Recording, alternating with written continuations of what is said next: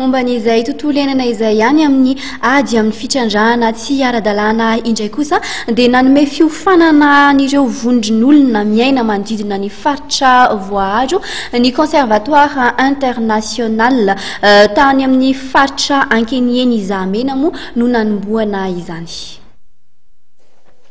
Ho fitsinjovana ny tontolo iainana indrindra fa ny fanafoanana ny fitrandrahana tsy manara-dalàna dia nandray an-tanàna ny fanomezana fiofanana ho an'ireo vondron'olona ifotony izay miaina manodidina ireny toerana voaaro ireny ny conservatoire international.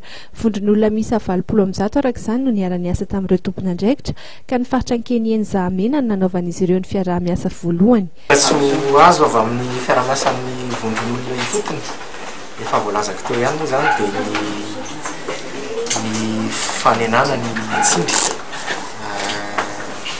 tsindry amin'ny ala zany satria ireo vondron'olona ifotony ireo moa zany dia ireo mponina ny toerana ireo moa zany dia miaina avy amin'ny fikapana ny hazo sy ny tavy indrindra ny fanombanany ala ny tavy amin'ny alalan'ny tavy dia amin'izao fotoan'izao zany izy efa niala amin'izay fomba ratsy zay sady efa tompon'andraikitra izy zany eo amin'ny fiarovana le ala. Ny 70 amin'ireo vondron'olona miaina manodidina ireny toerana voaaro ireny moa ankehitriny no efa manana sata ara-dalàna amin'ny fiaraha-miasa amin'ny conservatoire international. Ankoatr'izay dia miezaka ety farany ametraka ny sata ho an'ireo vondron'olona 70 ambiny. Ny tanjona dia ny ahafahan'ireo vondron'olona ireo mivelona sy mahaleo tena ka hiaro ny tontolo manodidina azy.